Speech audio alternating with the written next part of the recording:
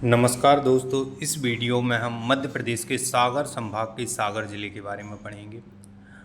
सागर को मध्य प्रदेश की हृदय स्थली कहा जाता है क्योंकि यह मध्य प्रदेश के सेंटर या बीचों बीच स्थित है। हालांकि आप देखेंगे सागर जो है मध्य प्रदेश का बॉर्डर वाला ज़िला है, लेकिन जब हम मध्य प्रदेश के मैप की बात करें तो यह मैप में चारों तरफ से मापने पर बीच में आता है। यदि ऑप्शन में सागर नहीं है तो फिर सेकंड डिस्ट्रिक्ट जो है नरसिंहपुर है, जो कि मध्य प्रदेश गवर्नमेंट साइट पर आप जाएंगे तो वहाँ लिखा है कि नरसिंहपुर मध्य प्रदेश के बीचों बीच स्थित है। उसके बाद मध्य प्रदेश का स्विट्जरलैंड सागर को कहा जाता है। एक बार जवाहरलाल नेहरू हरि सिंह गौर विश्वविद्यालय विजिट करने आए थे। हरि सिंह गौर विश्वविद्यालय जो कि विंध्याचल पर्वत की पथरिया हिल्स पर स्थित है और बरसात के समय यहाँ के प्राकृतिक दृश्य बहुत ही मनोरम होते हैं, बहुत ही सुंदर होते हैं और उनको देखने पर यह स्विट्ज़रलैंड जैसे प्रतीत होते हैं। इसलिए जवाहरलाल नेहरू द्वारा इसे मध्य प्रदेश का स्विट्ज़रलैंड कहा गया था। सागर लाखा बंजारा झील के किनारे स्थित है और इस शहर की ये पहचान है, यह झील जिसका निर्माण 1820 में करवाया गया था और यह झील बहुत ही विस्तृत एरिया में फैली हुई है। अब यदि हम बात करें कि सागर के संस्थापक कौन हैं तो 1660 में एक ब्रिटिशर्स ऑफिसर्स थे और उन्हीं के अंडर में उड़ान सिंह काम कर रहे थे, तो उन्होंने इस शहर को स्थापित किया हुआ है। यह शहर NH-26 पर स्थित था, जो कि अब उस नेशनल हाईवे को 44 नाम दिया गया है। 1818 में यह ब्रिटिशर्स के अधीन आ गया था। यदि हम बात करें 1818 की तो ब्रिटिशर्स ने बहुत सारे क्षेत्र जो है अपने कब्जे में लिए थे, जिसमें कोरेगांव का युद्ध आपने देखा होगा 1818 में, जो कि नागपुर में हुआ था, जिसमें ब्रिटिश साम्राज्य के अंतर्गत आने वाले बहुत सारे क्षेत्र जो कि मराठाओं से छीने हुए थे उन्होंने, और दक्षिण मध्य प्रदेश में बहुत सारे एरिया जो स्वतंत्र रियासतें थी उनको भी अपने अधीन बनाया था, जिसमें यह सागर भी है। फिर 1861 में ब्रिटिश सरकार ने इसे नागपुर डिवीज़न के अंतर्गत मिला के इस क्षेत्र को सेंट्रल प्रोविंस नाम दिया था, CP, जो कि आगे जाके मध्य प्रदेश का एक प्रमुख भाग या राज्य बना था। CP बरार जो कि स्टेट A कैटेगरी के अंतर्गत रखा गया था, तो उसकी शुरुआत कहाँ से, यहाँ से हो गई थी 1818 से। तो 1861 में ब्रिटिश सरकार ने इसे नागपुर डिवीज़न CP के अंतर्गत मिला दिया गया था। नर्मदा सागर टेरिटरीज के यह नाम से जाना जाता था। अब सागर में बुंदेलखंड विकास प्राधिकरण का मुख्यालय है। बुंदेलखंड जो डेवलपमेंट अथॉरिटी है उसका हेडक्वार्टर है। फिर मध्य प्रदेश का सबसे बड़ा अभ्यारण्य नौरादेही, वो भी आपको सागर जिले में मिलेगा। नौरादेही अभ्यारण्य 3 जिलों में आता है, प्रमुख रूप से सागर, नरसिंहपुर और दमोह, और त्रिभुज या ट्रायंगल आकृति में फैला हुआ है। 1975 में इसे अभ्यारण्य का दर्जा दिया गया था। इसकी एरिया की बात करें तो 1196 या 1197 वर्ग किलोमीटर में फैला हुआ है। नीचे आप देख पा रहे होंगे, यह जो इमेज है यह सागर अभ्यारण्य जो कि नौरादेही अभ्यारण्य के नाम से जाना जाता है उसी का है। फिर बात करते हैं एरण। एरण एक बहुत ही प्राचीन और ऐतिहासिक स्थल है। गुप्त काल में इसे स्वभोग नगर के नाम से जाना जाता था और गुप्त काल में जो प्राचीन सिक्के मिले हैं उस पर एरिकेण भी इसका नाम लिखा हुआ है। तो गुप्तकालीन सिक्के जो हैं उन पर इसका नाम पाया गया एरिकेण, और गुप्त काल में इसे स्वभोग नगर से भी जाना जाता था। एरण के विष्णु मंदिर का इतिहास यदि हम बात करें तो एरण में एक मंदिर है जिसमें विष्णु जी के अवतारों का वर्णन है, जिसमें भगवान नरसिंह जी का वराह अवतार है और यह अवतार वहाँ एरण में मंदिर में बना हुआ है। नीचे इमेज में आप देख पा रहे होंगे, यह विष्णु जी के वराह अवतार का स्वरूप है। मंदिर के सामने बुद्धगुप्त जो कि गुप्त वंश के एक राजा थे, उन्होंने गरुड़ स्तंभ का निर्माण करवाया था। गरुड़ स्तंभ जो कि बहुत ही फेमस है। बाकी आपने हेलियोडोरस का गरुड़ स्तंभ सुना होगा, जो कि विदिशा में वो बहुत ही प्रसिद्ध है और उसको एग्ज़ाम में कई बार पूछा गया है। बट सागर में भी एक गरुड़ स्तंभ है जो कि बुद्धगुप्त के द्वारा निर्माण करवाया गया था, और यह स्तंभ जो विष्णु वराह अवतार का मंदिर है उसी के सामने स्थित है। ऐरण से और भी अनेक अभिलेख मिले हैं, जिससे बहुत सारे प्राचीन साक्ष्य और तथ्य हमें प्राप्त होते हैं। बहुत सारे राजाओं के बारे में उनकी जानकारी मिलती है। तो ऐरण जो है एक बहुत ही प्राचीन शहर है, और ऐरण का जो अभिलेख है जिसमें सती प्रथा के साक्ष्य मिलते हैं, बहुत ही प्रसिद्ध, बहुत ही फेमस अभिलेख है। कहा जाता है विश्व में सबसे पहले प्रथम जो सती प्रथा के साक्ष्य मिले हैं वो ऐरण अभिलेख से ही मिले हैं।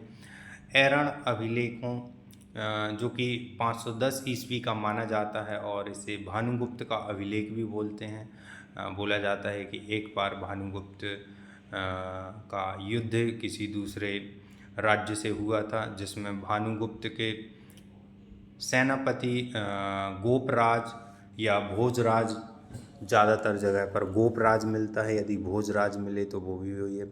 तो गोपराज युद्ध करने गए थे, उन्होंने सेना का नेतृत्व किया था, और उस युद्ध में गोपराज की मृत्यु हुई थी।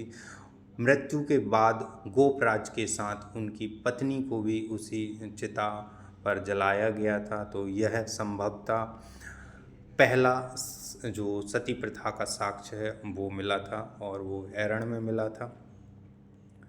फिर उसके बाद हरि सिंह गौर विश्वविद्यालय, जो कि मध्य प्रदेश का प्रथम विश्वविद्यालय कहलाता है, 1946 में ये पथरिया हिल्स पर बना था, और वहाँ की जितनी भी संपत्ति या जितनी भी आपकी ज़मीन थी वो सारी हरि सिंह गौर ने उस विश्वविद्यालय को दान स्वरूप में दी थी। तो उसी के सम्मान में या उन्हीं के सम्मान में, हरि सिंह गौर के सम्मान में 1983 में सागर विश्वविद्यालय का नाम बदलकर हरि सिंह गौर विश्वविद्यालय किया था, और 2008 में इसे केंद्रीय यूनिवर्सिटी का दर्जा दिया गया था। तो नीचे इमेज में आप देख पा रहे होंगे ये हरि सिंह गौर विश्वविद्यालय और पथरिया हिल्स पर स्थित वो व्यू हैं, जिसके कारण सागर को मध्य प्रदेश का स्विट्ज़रलैंड कहा जाता है। फिर इसी यूनिवर्सिटी में अंबेडकर पीठ है, जो कि सृजन पीठ के रूप में जानी जाती है, और इसी यूनिवर्सिटी में प्रदेश का सबसे बड़ा बोटेनिकल गार्डन है, जो कि इसी विश्वविद्यालय में स्थित है। और सबसे बड़ा बोटेनिकल गार्डन होने के पीछे सबसे बड़ा कारण है हरि सिंह गौर, जिन्होंने अपनी सारी ज़मीन दान दे दी थी, जो कि इसी पथरिया हिल्स पर स्थित थी। उसके अलावा अदर फैक्ट जो कि सागर में स्थित हैं, जवाहरलाल नेहरू पुलिस अकादमी 1986 में बनी थी, जहां पर मध्य प्रदेश के सब इंस्पेक्टर्स की ट्रेनिंग होती है। सागर में ही फॉरेंसिक लैब है, जो कि 2006 में स्थापित की गई थी, और यहाँ मध्य प्रदेश की प्रथम डीएनए प्रयोगशाला जिसे फिंगर प्रिंटिंग के रूप में जाना जाता है। और अच्छा, फिंगर प्रिंटिंग या इसके जनक जो हैं विश्व में वो एलेक्स जेफरी हैं, और भारत में लालजी सिंह हैं। तो यहाँ क्रिमिनल्स को पकड़ने के लिए डीएनए फिंगर प्रिंटिंग प्रयोगशाला स्थापित की गई है, जहाँ पर जो भी इस टाइप के क्राइम होते हैं और उनकी फिंगर प्रिंटिंग की सैंपल लिए जाते हैं तो वो सागर ही भेजे जाते हैं। उसके बाद यहाँ पर स्वामी विवेकानंद यूनिवर्सिटी स्थित है, जो कि 2012 में स्थापित की गई थी। फिर आप देखेंगे सागर में एक और शहर है जो कि बीना कहलाता है, और बहुत ही प्रसिद्ध और बहुत ही फेमस फैक्ट यहाँ पर हैं। जैसे बीना ऑयल रिफाइनरी, जो कि आगा सौद में है, बीना के पास में एक छोटी सी जगह है। बीपीसीएल इसे रेगुलेट करती है, और ओमान के सहयोग से इसका निर्माण किया गया था। ठीक है, BPCL Bharat petroleum corporation limited, जिसे महारत्न कंपनी का दर्जा भी दिया गया है। फिर बीना रेलवे जंक्शन है, और बीना में एक सरकारी कीटनाशक संयंत्र बना हुआ है। कीटनाशक संयंत्र मध्य प्रदेश में और भी जगह स्थित हैं, जिसमें से कटनी का नाम आता है, सागर का नाम आता है। फिर उसके अलावा फर्टिलाइज़र्स जो कि गुना में हैं और होशंगाबाद में स्थित हैं। उसके बाद बात करते हैं रहली की, जो कि सागर का ही एक छोटा सा शहर है, जहाँ पर सुनार और देहार नदियों के संगम पर यह स्थित है रहली। रहली का सूर्य मंदिर सन टेम्पल बहुत ही फेमस है। सुनार नदी के किनारे स्थित चंदेल राजाओं के द्वारा 9वीं से 10वीं शताब्दी में इसका निर्माण करवाया गया था। आप देखेंगे चंदेल राजाओं के द्वारा स्थापत्य कला के बहुत सारे नमूने मिलते हैं, जिसमें सबसे ज़्यादा प्रसिद्ध है छतरपुर में स्थित खजुराहो के मंदिर, वो भी 9वीं 10वीं शताब्दी में ही निर्मित करवाए गए थे। उसी दौरान रहली का ये सन टेम्पल बनवाया गया था, जो कि पूर्वमुखी स्थित है। तो इसमें आप देख सकते हैं पूर्वमुखी स्थित है और इसका मूल ढांचा जो है क्षतिग्रस्त हो गया था। बाद में मराठा शासनकाल में इसका पुनः निर्माण या आप देखेंगे रिपेयरिंग करवाई गई थी।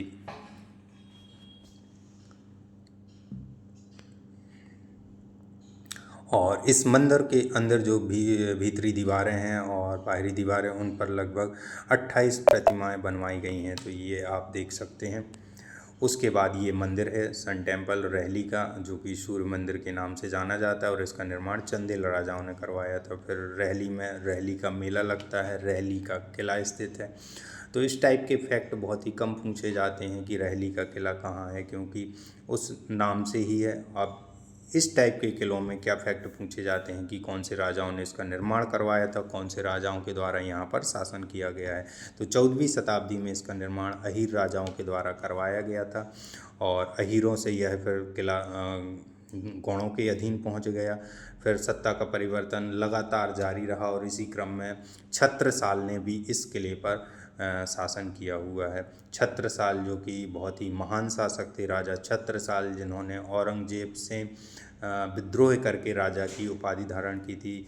और छत्रसाल जो कि शिवाजी को अपना राजनीतिक गुरु मानते थे और आध्यात्मिक गुरु इनके प्राणनाथ थे। छत्रसाल बहुत ही महान राजा हैं बुंदेलखंड के, तो उन्होंने भी यहाँ पर शासन किया हुआ है। और छत्रसाल ने शासन किया। फिर उसके बाद पेशवा बाजीराव की सत्ता स्थापित हुई, उन्होंने भी यहाँ इस क्षेत्र पर शासन किया। और उसके बाद रहली का किला मराठाओं के अधीन हो गया।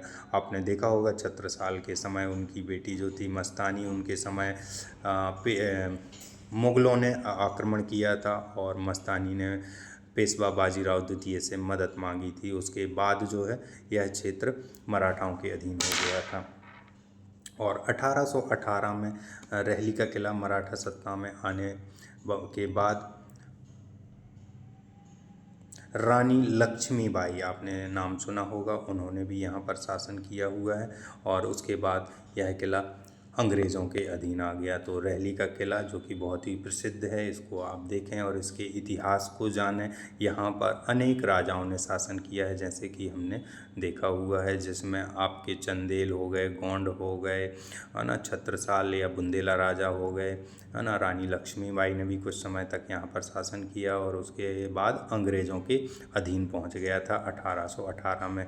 जैसा कि हमने पहले पढ़ा था कि 1818 में यह सागर क्षेत्र अंग्रेज़ों के कब्जे में आ गया। फिर खिमलासा का किला जो कि गौड़ राजाओं का किला, प्रमुख किला माना जाता है। और गौड़ राजाओं के पास 52 किले थे, उन्हीं में से एक प्रमुख किला है ये रानी दुर्गावती का किला भी माना जाता है, खिमलासा, जो कि आपके सागर में स्थित है। और इसका इतिहास बहुत ही प्रसिद्ध है ये, जैसा कि आप यहाँ देख पा रहे होंगे कि 1541 में संग्राम साय की मृत्यु हुई थी और उसके बाद रानी दुर्गावती ने शासन किया और लंबे समय तक खिमलासा के किले पर आधिपत्य बनाए रहे गौड़ वंश के राजा। नगीना महल ये भी आपके खिमलासा में है। शीश महल यह भी आपके खिमलासा में जो कि सागर में आता है। तो इस टाइप के फैक्ट भी पूछे जाते हैं कि नगीना महल कहाँ स्थित है। खिमलासा का जो किला है उसी के पास में है, उसी के पास में शीश महल स्थित है। परकोटा का किला सागर के इतिहास के रूप में इसका भी बहुत ही वर्चस्व है, 1660 में माना जाता है। निहाल शाह के वंशज उदन शाह ने तालाब के किनारे इस किले का निर्माण करवाया था। तो ये परकोटा का किला है। फिर राहतगढ़ का किला है। तो सागर में आप देख पा रहे होंगे बहुत सारे ऐसे किले हैं। राहतगढ़ का किला जो कि संग्राम शाह के 52 किलों में से 42वां गढ़ माना जाता है। बीना नदी के किनारे एक पहाड़ी है जहाँ पर यह स्थित है। तो ये सागर में स्थित आपके जितने भी किले हैं उन सभी किलों पर गौड़ वंश के राजाओं ने शासन जरूर किया है। फिर राहतगढ़ जलप्रपात है, वाटरफॉल है, जो कि बीना नदी पर स्थित है। गढ़ाकोटा का किला है जो कि उन्हीं 52 किलों में से माना जाता है। यह भी आपके गौड़ वंश के राजाओं ने यहाँ पर शासन किया। फिर यहाँ पर धमोनी का किला है जो कि गढ़ा वंश के वंशज सूरज शाह थे, उन्होंने इस किले का निर्माण करवाया था। फिर आप देखेंगे यहाँ आबचंद की गुफाएं हैं जो कि आपके विंध्याचल पहाड़ी पर स्थित हैं सागर में, और यहाँ पर ये बहुत ही प्रसिद्ध गुफाएं हैं, 40 फीट लंबी हैं। सामने आप इमेज में देख पा रहे होंगे इन गुफाओं का स्ट्रक्चर, नीचे आप देख पा रहे होंगे ये उसी पहाड़ी पर स्थित दृश्य है। फिर मंगलगिरी जैन तीर्थ स्थल जो कि सागर में स्थित है और जैन धर्म से संबंधित है, इसको आप देखें। भालकुंड वाटरफॉल धसान नदी पर है। नैमीगिरी जैन तीर्थ स्थल है। फिर उसके बाद सेना का महार रेजिमेंट का मुख्यालय भी कहाँ पर है, सागर में है। स्वान प्रशिक्षण योजना या प्रोजेक्ट की शुरुआत भी सागर से ही हुई थी। स्वान जिसका फुल फॉर्म आप देखेंगे स्टेट वाइड एरिया नेटवर्क है। क्या है स्वान का full form? State wide area network. तो इस प्रोजेक्ट की शुरुआत भी कहाँ से, सागर से हुई थी। Stainless steel complex, stainless steel जो कि लोहा निकल क्रोमियम से मिलके बनता है, इसका कॉम्प्लेक्स भी कहाँ, सागर में है। माप तौल प्रशिक्षण संस्थान भी सागर में है। औद्योगिक विकास केंद्र यहाँ का सिद्ध गांव है। धमोनी उर्स जो कि मुस्लिमों का मेला है वो यहाँ पर लगता है। पद्माकर समारोह होता है, बहुत ही बड़े साहित्यकार रहे पद्माकर जी। शिव शक्ति धाम सागर में है। और मध्य प्रदेश का पहला गोकुल ग्राम सागर जिले के रतौना गांव में स्थित है। तो यह है सागर की जान